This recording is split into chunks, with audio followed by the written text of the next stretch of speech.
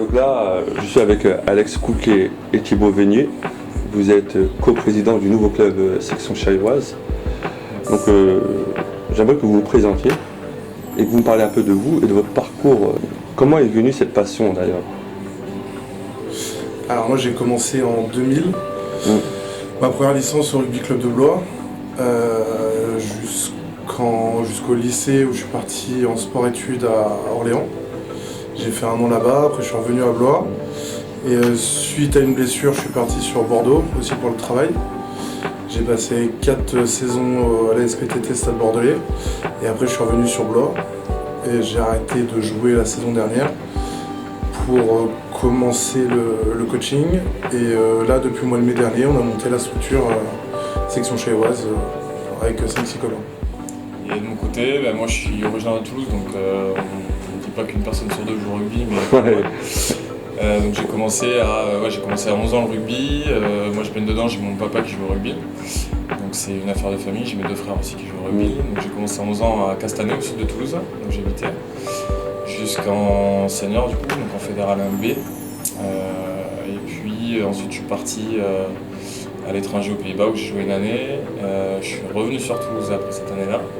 Aux Pays-Bas comme ça, t'es parti ou c'est Aux Pays-Bas, c'était pour le boulot, ouais. Pour le travail, d'accord. Boulot. Donc tu peux pas t'en passer, tu peux pas te passer, tu es obligé de jouer au c'est un gros moyen, enfin, de toute façon c'est la base de notre projet aussi, c'est que c'est un gros vecteur de socialisation. Donc moi j'ai toujours eu plein de potes et comme ça quoi. Donc je suis parti aux Pays-Bas, je suis arrivé sur Orléans après ça, pardon. J'ai joué à Orléans avec mon grand frère que j'ai retrouvé là-bas, un peu par hasard de la vie. On a joué à Orléans, j'ai joué une année à Blois, je suis revenu à Toulouse et je suis revenu il y a 1 an et demi à Blois, où j'ai joué avant de participer au projet du coup et monter le club de Chailles. Donc pour revenir, le but, le sujet important, c'est la création du nouveau club, qui est, on va dire, une création d'un club insolite, parce que déjà il y a 2 ans, l'année dernière il n'existait pas. Qu'est-ce qui d'abord qui vous a motivé? C'est parti du coup d'une petite blague, on va dire, il y a 5 ans, donc la première année où on était ensemble à Blois avec Thib, où des discussions un peu tardives après certains matchs, on avait fait beaucoup de récup, n'est-ce pas? Donc on avait discuté un peu du projet. Troisième mi-temps, c'est troisième mi-temps, exactement, qui est aussi importante que les 2 premières dans certains cas. Normal, c'était de créer un club avec les valeurs qu'on a connues nous au tout début et qui nous ont fait commencer le rugby. Donc c'est parti de ça, et puis quand moi je suis revenu il y a 1 an et demi, on a reparlé sérieusement, on a fini notre saison proprement à Blois parce qu'on avait une licence et on était engagé. Donc on a fait une licence à Blois, et puis on s'est lancé dans le projet complètement pour vraiment créer le club et faire toutes les démarches administratives qu'il fallait. L'idée du club, c'était dans un premier temps d'offrir une option pour des mecs qui arrivaient entre guillemets à une trentaine d'années, qui avaient un boulot prenant, qui ont des enfants et compagnie, de faire autre chose que de la fédérale. C'est quoi? Il y a des contraintes, c'est ça? La fédérale, c'est des contraintes de niveau, de déplacement, de temps. Il faut énormément s'entraîner, il y a beaucoup de concurrence, il faut quand même être prêt physiquement, il faut être prêt mentalement pour assumer de la fédérale 3. Ça reste le premier échelon national, mais ça reste quand même costaud. Et nous, alors moi je jouais déjà plus, mais certains joueurs, on avait un peu marre, où ils avaient fait un peu le tour et ils n'arrivaient plus à s'engager à 100% en fédéral. Et donc l'idée, c'était d'offrir une porte de sortie, plutôt que d'arrêter leur carrière ou de partir sur d'autres clubs, de nous créer un club, on va dire un peu un EHPAD pour les mecs qu'on avait un peu marre des contraintes de la fédérale et du niveau d'exigence demandé, quoi. D'accord. Et donc du coup, on a eu la chance avec le bouche à oreille, de recruter des joueurs non confirmés déjà en partie. Alors c'était le problème au début, c'est de comment faire en sorte qu'ils se blessent pas, qu'ils soient pas dangereux pour eux et dangereux pour les autres joueurs sur le terrain. Donc en fait on a commencé au mois de mai au Parc des Mai, où on était 5-6, et donc du coup ça a été d'apprendre à faire des passes, d'apprendre à manier un ballon, de courir avec un ballon, en fait tout ce que nous on avait appris à l'école de rugby, d'essayer de le transmettre. Et là vous vous êtes pas dit aussi une peine perdue, non? Non, parce qu'en fait on a la chance d'avoir des gens qui sont neufs au niveau du rugby et qui ont envie d'apprendre et qui ont envie de découvrir quelque chose de nouveau. Du coup ils sont focus à 100% sur ce qu'on leur demande. Et ça c'est hyper plaisant, je parle en tant que coach. C'est hyper plaisant parce que du coup les gars écoutent et se donnent à 200%. Donc oui, il y a eu des petits ratés au début, des petites blessures et tout. Normal. Et du coup de semaine en semaine l'équipe s'est étoffée, le staff s'est étoffé. On a réussi à récupérer du matériel. D'ailleurs on remercie l'US Vendôme qui au tout début nous a donné du matériel pour qu'on puisse s'entraîner. Et après on a pu apprendre le plaquage, comment bien positionner sa tête, ne pas se blesser. Et en fait, de semaine en semaine, on avait un nouveau mec qui nous appelait, un nouveau mec, tac tac tac. On a encore reçu un mail aujourd'hui d'un joueur qui voudrait venir s'essayer. Et donc c'est ça qui est hyper plaisant en fait, parce qu'en fait ça nous fait aussi nous remettre en question sur le langage qui est propre au rugby, qui nous est acquis depuis 15 ans. Mais du coup il a fallu déconstruire chaque mot, chaque geste, pour le réexpliquer avec des mots que tout le monde entre guillemets comprend. Et du coup c'était un gros travail pour nous et ça nous a permis aussi de redécouvrir plein de choses sur le rugby et de mettre un point d'honneur à la convivialité et au partage au milieu de tout ça quoi, en fait. Non, je rejoins Thibaut, ça s'est passé de façon comme ça, donc des nouveaux pratiquants, des mecs qui n'avaient jamais touché un ballon et en fait une super entente entre ceux qui avaient un bon niveau, ceux qui ont repris après avoir arrêté pendant longtemps. Et tout le monde a été super pédagogue et tout le monde s'entraide et c'est comme ça d'ailleurs que tous les piou-piou comme on les appelle. Ouais, les piou-piou c'est ça, ouais. Les pratiquants grandissent de semaine en semaine parce qu'en fait ils sont, comme disait Thibaut, super à l'écoute. Et en même temps il y a des joueurs et des gens du staff maintenant qui sont très pédagogues et qui prennent beaucoup le temps d'expliquer toutes ces postures, ces gestes techniques pour pas se blesser, pas se faire mal et prendre du plaisir. Oui, quand on parlait de pédagogie par exemple, c'est important, mais vous êtes avant tout, vous jouez en première ligne. Donc comme toi Alex, tu étais talonneur, Thibaut pilier. Ouais. Donc comment faut avoir une certaine connaissance pour donner des consignes par exemple aux joueurs qui jouent à arrière. Alors, justement, donc moi je m'occupe des lignes arrière, c'est compliqué parce que du coup j'ai jamais joué ces postes-là. Après, bon, comme tout bon première ligne, on a toujours rêvé de jouer derrière. Après, c'est aussi beaucoup d'heures. On a la chance aujourd'hui d'avoir des outils comme YouTube et différentes applications où il y a beaucoup d'entraînement dessus. L'apprentissage toujours. Exactement. Et aussi des conseils de différents coachs. Là, par exemple, mercredi dernier, on était au RCB. On a fait un entraînement en commun avec le RCB. Ça vous arrive de vous regrouper comme ça? Bah là c'était la première fois. Après on a beaucoup de potes au RCB qui sont venus s'entraîner en pré-saison avec nous. Alors pour faire des petits touchés, pour rigoler, pour voir les copains, pour voir aussi comment la structure avançait parce que tout le monde était un peu interloqué. Et là du coup on a réussi à mettre en place un entraînement donc, avec Yannick Wadek, Alexis Adriense qui sont des coachs. Exactement. Et Monsieur Hernandez.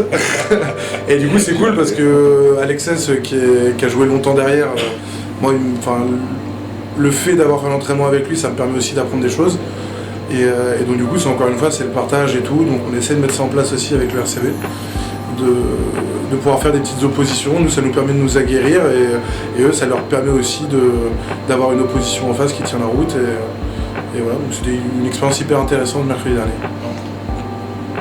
Et pour la partie du coup, première ligne, on avait la chance d'être avec Yannick Wadek donc qui est un joueur reconnu, qui a un gros CV et puis qui a fait du bien à Blois, qui fait encore du bien à Blois je crois, donc c'est très bien et quelqu'un qu'on apprécie beaucoup nous, donc qui a donné quelques précieux conseils en première ligne, notamment sur les positionnements.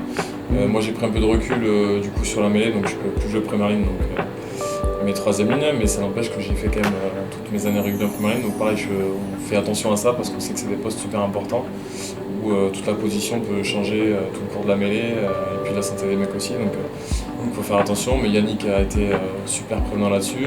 On a Gaël Grison qui entraîne aussi, qui a joué avec nous à Blois et qui est un joueur de devant, donc qui est très rodé aussi, et puis on a pu utiliser leur matériel d'entraînement spécifique là, donc c'était chouette et puis les mecs ont apprécié Charlie en tout cas.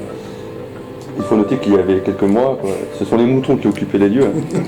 Voilà. Et vous avez dû donc retrousser les manches pour que ça devienne le premier terrain de la section charioise. Donc c'est ça, j'aimerais bien, comment vous avez, parce que ça demande du temps, ça demande aussi des efforts et vous êtes vous avez dû tout reconstruire, quoi. C'était ça. C'est même, vous avez mis les buts, les poteaux, les mains courantes. J'aimerais bien que vous parliez un peu de ça, comment ça... Ouais, on a commencé, donc, pour tous ceux qui ont créé les assos, ils savent comment ça se passe, donc on a créé l'association en 1901, voilà, tout ça, la classique, et puis après rendez-vous avec les mairies pour... on voulait le coin Candé, Chaille, les Montilles par là-bas, puisque Thibaut notamment est originaire de cette région-là, donc on voulait vraiment se mettre là-bas pour le coup, et puis pour nous, niveau rugby, c'était un endroit où il n'y avait pas de club, ou très peu du moins, proche, quoi. On voulait aller par là-bas, donc rendez-vous avec la mairie, et puis donc il y a eu plusieurs rendez-vous, voilà, et Chaille du coup nous a quand même suivi assez rapidement sur le projet. Quand tu dis Chaille, c'est la mairie de Chaille. La mairie, d'accord. Ouais, la mairie de Chaille. Et donc après notre petite présentation d'écoliers avec un petit PowerPoint des familles au conseil municipal, voilà, donc ils nous validaient le truc, on est parti au poisson, ils nous disent bon, par contre, on vous prévient, c'est brut tel quel. Mais là-bas, on serait tranquille. Est-ce que ça vous a fait peur au début ou pas? Est-ce qu'à un moment, vous vous êtes dit oula, La sortie de la réunion, on est allé avec Thibaut repérer les lieux, du coup, tous les deux, et puis on a vu un petit coup ensemble sur les marches des vestiaires aujourd'hui. Et là, il a fallu, comme quand on achète une maison, il a fallu se projeter un peu entre les moutons et puis l'herbe haute, et voilà, c'était assez compliqué. Donc là, on n'a pas de recul, mais on s'est demandé où on allait. Après, on a, je pense, aussi cette insouciance de trentenaire de se dire que tout est possible, et il y a ce côté, si on le fait pas maintenant, on le fera jamais. Ouais. Et donc du coup, on avait un peu cette pression de dire voilà, on s'engage dans un truc, et surtout on engage des gens avec nous, et on peut pas les décevoir. Donc on avait déjà 10-12 mecs qui s'entraînaient avec nous au Parc des Mets avant qu'on ait l'accord de la mairie. Et du coup, on ne pouvait pas se dire on va les lâcher. Donc on a fait le nécessaire pour faire les démarches administratives, ce qui est assez lourd et tout. Maintenant, la mairie de Chaille était hyper au taquet là-dessus. Monsieur Marmagne, le maire, hyper Patrick Châtaignier aussi. Patrick Châtaignier, qui est notre relais auprès de la mairie et qui est hyper disponible. Et moi, c'est aussi pour ça que je voulais faire ça par là-bas, parce que je suis de ce coin-là du département, et je sais comment les gens sont là-bas, et c'est dans l'entraide, on essaie de trouver des solutions. C'est pas toujours facile, mais on en trouve, et si tout le monde met de la bonne volonté, ça se fait. Et oui, il a fallu se projeter, parce que c'était un éco-pâturage. On avait eu les gens du voyage qui sont venus s'installer sur le terrain, tout ça. Donc il a fallu composer avec ça. Et donc on s'est motivé, et en fait plus le groupe grossissait, et le truc c'est qu'on avait de plus en plus de corps de métier en fait qui s'agrégeaient à nous. Un copain maçon, un copain donc Armand Godla aussi qui est sponsor, qui travaille dans le bois. Et donc du coup on a vu avec eux pour monter une main courante en bois, donc il a fallu tout faire de A à Z, les trous, planter, ça nous a pris Combien de temps environ tout ça? Environ. Je pense pas qu'on coupe pas les heures, mais... Non, c'est sur plusieurs semaines, parce qu'on a... Même le dimanche et tout, hein. Ouais, samedi, dimanche, parce qu'il a fallu creuser les trous pour mettre les poteaux, faire du ciment. Il a fallu tourner le pelouse, tracer les lignes, refaire toute la peinture dans les vestiaires, faire la plomberie, l'électricité. On a monté une buvette aussi, tout en bois, ça nous a pris du temps. Ah oui, d'accord. Donc ça a été un chantier assez conséquent. Maintenant, encore une fois, on remercie la mairie, parce que ils nous ont entre guillemets laissé faire, et du coup c'est cool parce que on en voit les résultats aujourd'hui. Et alors tout n'est pas parfait, ça nous est arrivé de déborder sur certaines soirées, de faire de se faire un peu à l'ordre, mais c'est c'était la crémaillère.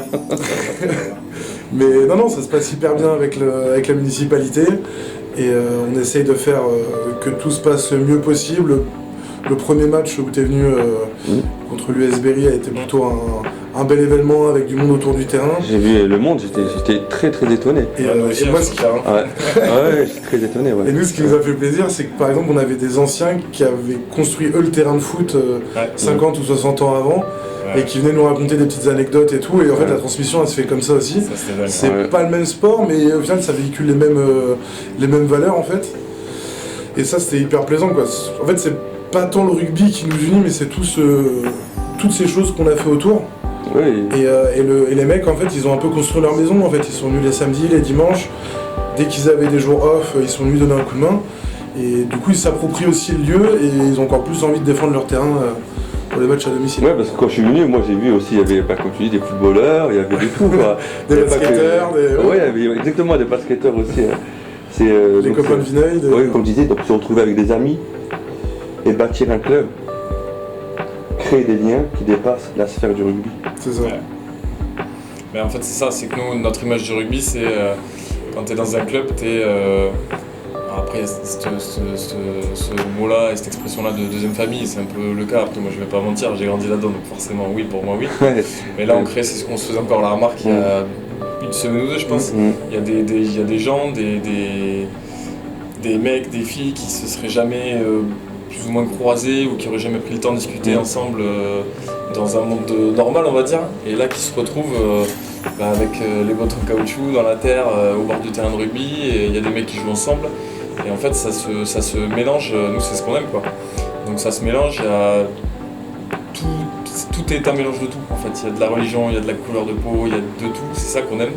Et après, c'est vie de village, quoi. C'est-à-dire qu'il y a des, comme disait Thibaut, il y a des charpentiers, des maçons, des menuisiers, des commerciaux, prolétaires, des quoi. fondations, il y a de tout, il y a vraiment de tout. Et c'est ce qu'on voulait faire, et c'est ce dont on avait peur aussi, on se disait, est-ce que ça va prendre aussi, est-ce que les gens vont se mélanger facilement. Et puis en fait, grâce au rugby, on arrive à faire un mélange qui nous plaît beaucoup, et on est très fiers de tous d'ailleurs. Nous particulièrement parce que voilà, les gars du bureau avec qui on a monté le club, et puis tous les joueurs ensemble, quoi. On est tous très fiers de ce qu'on a réussi à faire jusqu'à maintenant. Quels sont les inconvénients que vous avez rencontrés? Les inconvénients dans... S'il y en a eu, quoi. Les coups durs. Ouais. Les inconvénients, on va dire... on n'a pas eu le temps parce que même administrativement, ça allait très vite, tout le monde a mis du sien. Tout le monde a mis beaucoup de sien. La Ligue aussi nous a aidés dans les démarches, dans comment créer le club et tout. Parce que nous on était joueurs avant ça, donc on n'avait pas forcément l'autre côté du tableau de toutes les démarches administratives et tous les papiers à remplir, toutes les choses à faire qui entourent un match. Donc là on le découvre aussi de semaine en semaine. Et non, il n'y a pas eu tant de galères que ça. Les seules galères qu'il y a eu, c'est oui, quand on a mis la main courante et qu'il a fallu sortir des blocs de béton du sol. Mais sinon, c'est des trucs, au final, ça fera des bons souvenirs. On se disait ça avec le trésorier adjoint. C'est pour les potos. Ouais.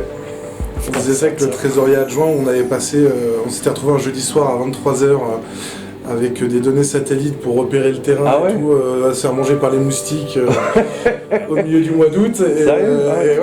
Sur le coup, on était au bout de nos vies parce qu'on a des travails qui seront plutôt prenants.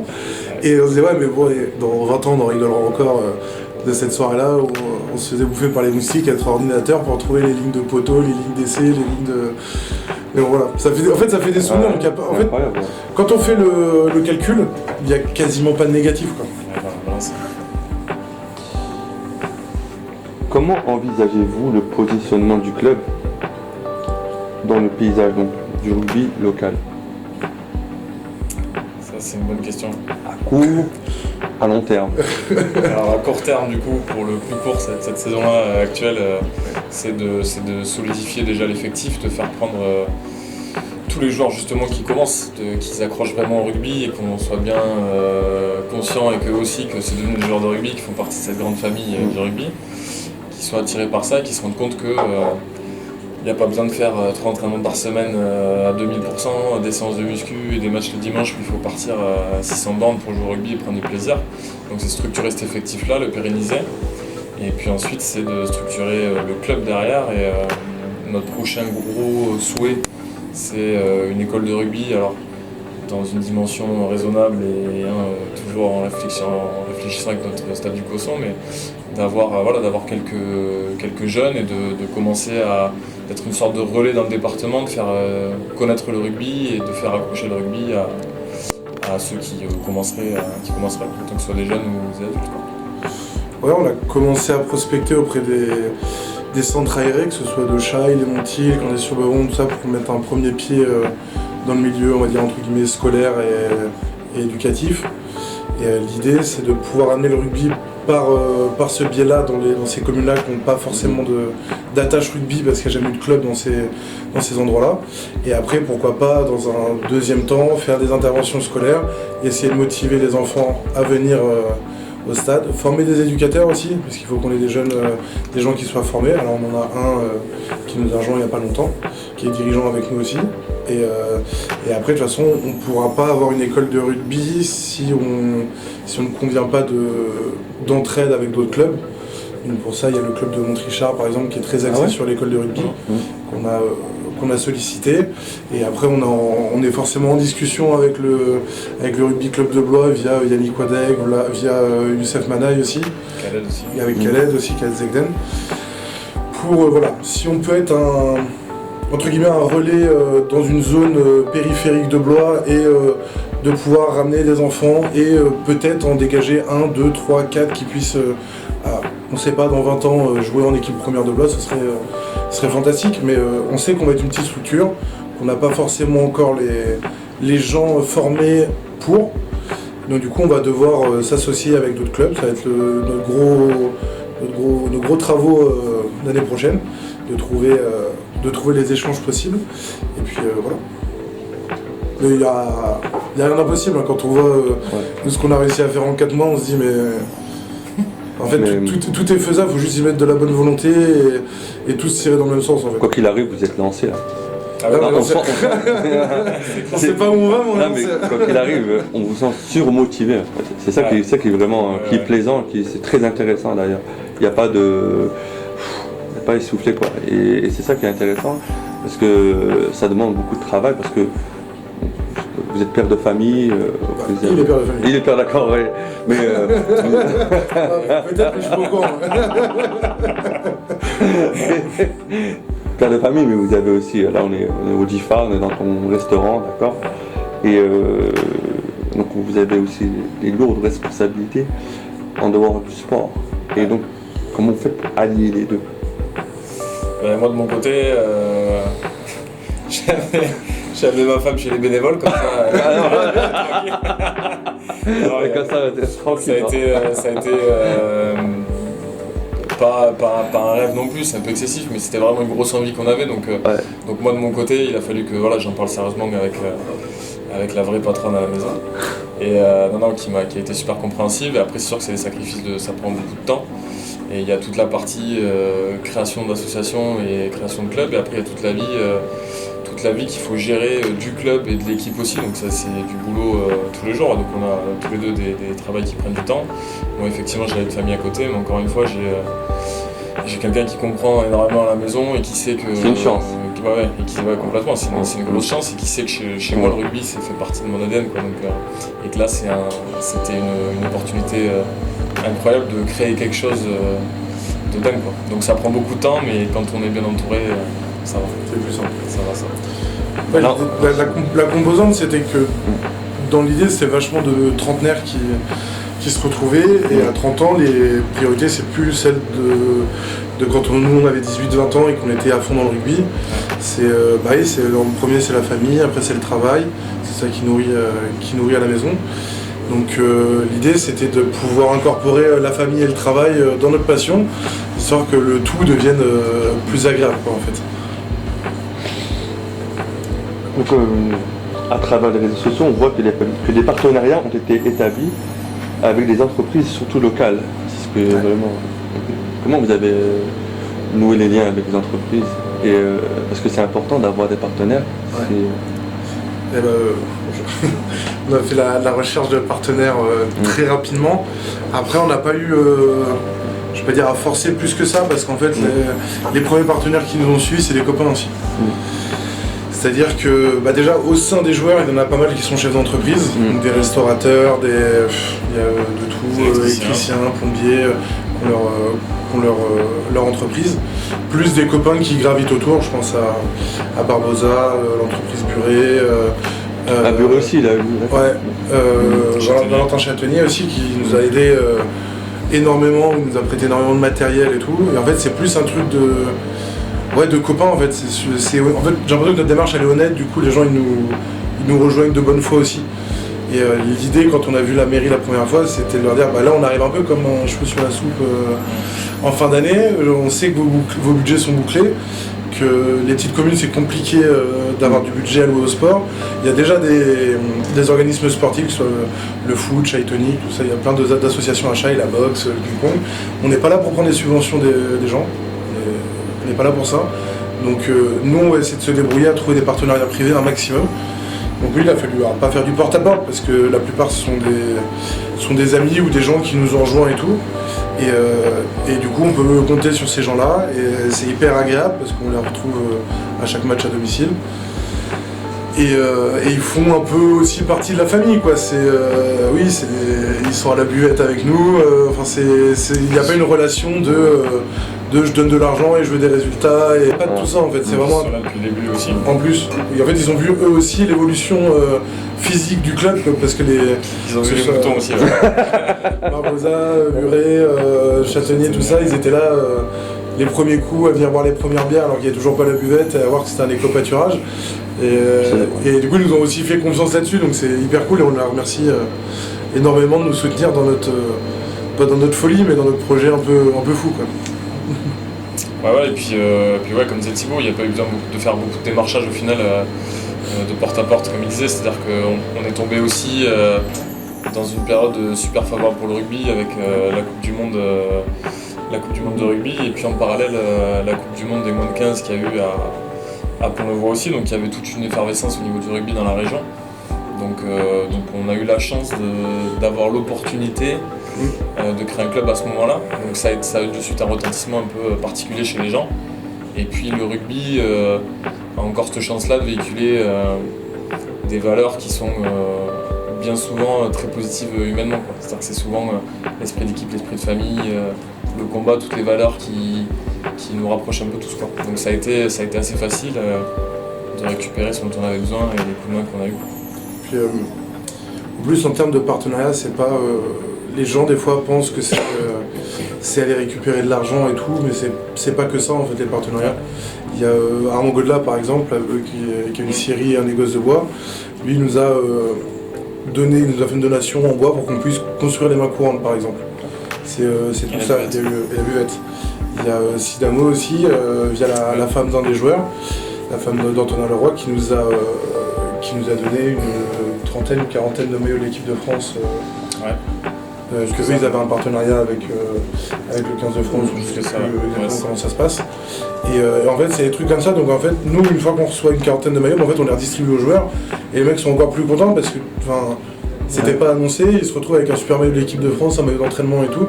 Et en fait, c'est ces trucs-là, c'est le partage. Et en fait, c'est pas que venir mettre un chèque. Non, c'est plein de formes le partenariat. Avec peu, on peut faire beaucoup de choses, quoi. Ah oui. Avec la bonne volonté. Donc voilà, un mot pour la fin.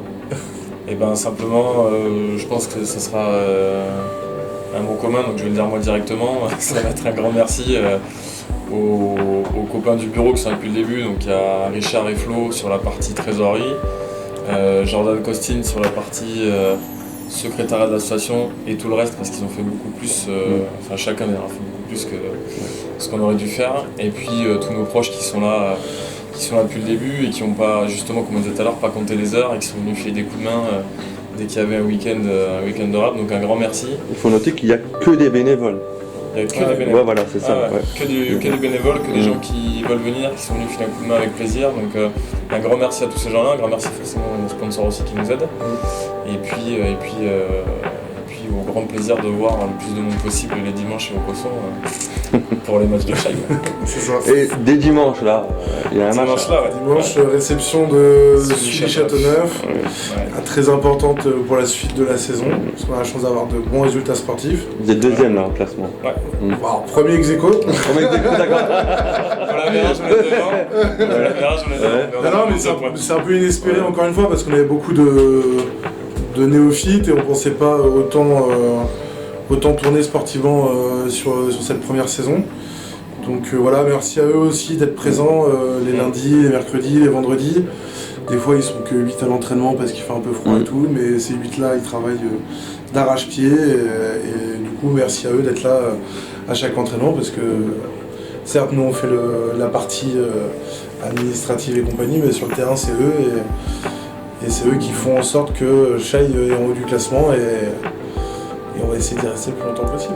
Et donc du coup on voulait aussi remercier la section paloise qui via Yves Candebord nous a énormément aidé, donc monsieur Pierre Lahore et monsieur Bernard Promptenot qui spontanément, quand ils ont eu vent de notre club et des couleurs qu'on allait porter, nous ont envoyé un jeu de maillot très rapidement parce qu'on n'avait pas tout qui était prêt. Et on les a croisés, Ils nous ont invités à la U Arena pour les finales de rugby à 7. Et on les a croisés spontanément, ils sont venus nous voir, ils connaissent nos résultats. Ils sont pas impliqués au sein du club, mais ils suivent les résultats et c'est hyper touchant que des présidents de top 14 qui ont 2-3 sujets à s'occuper dans la journée prennent le temps de suivre nos résultats et les joueurs aussi du Seven qui sont venus nous voir, qui nous suivent aussi sur les réseaux sociaux, qui nous envoient des petits messages et tout machin. Donc non, c'est vraiment top. C'est encore une fois, je reprends les mots de M. Pontenot. Il m'avait dit je sais d'où je viens aussi.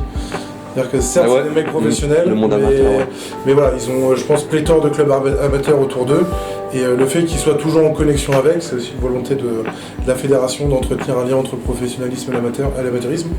Et eux ils l'ont fait, ils sont passés des paroles aux actes et pour ça on les remercie énormément parce qu'ils nous ont donné un vrai coup de main là-dessus. Et pourquoi pas une prochaine fois une collaboration. Alors ils nous ont invités à venir au hameau chez eux à Pau et dès qu'on pourra avoir... Ils veulent faire un petit stage aussi de faire ça. On a quelques adresses de restaurateurs, tout ça. On veut faire quelque chose, mais ils sont très occupés en ce moment, mais on essaiera de trouver un moment pour y aller et on fera suivre sur les réseaux sociaux, vous aurez des nouvelles très rapidement. D'ailleurs on remercie Serena pour les réseaux sociaux qui fait un travail... Serena très important effectivement. Un travail énorme sur les réseaux. Comment ça s'appelle ? Serena Corso, qui n'est pas du tout de ce milieu-là, mais qui a pris les choses en main et qui les fait très bien, et qui d'ailleurs a été félicité par un des responsables de Pau pour la tenue du site Instagram notamment, pour l'ensemble du boulot qu'elle fait. Alors après c'est pareil, ça fait partie de tous ces boulots de bénévoles qui font en plus que ce qu'ils devraient faire justement, mais c'est vrai que Serena est la partie visible de l'iceberg on va dire.